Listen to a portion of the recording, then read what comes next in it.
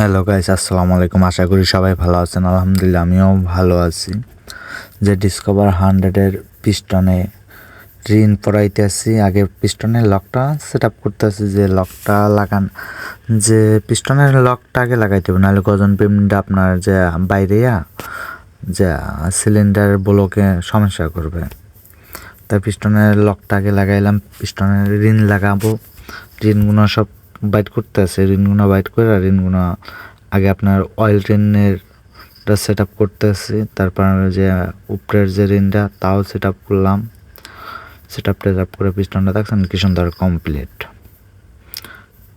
যে পিস্টনের রিনগুলো সবসময় আপটুডেটভাবে ঠিকরকম বয়লে যে মোবিলটা খাইবেন আপনার, বুঝছেন?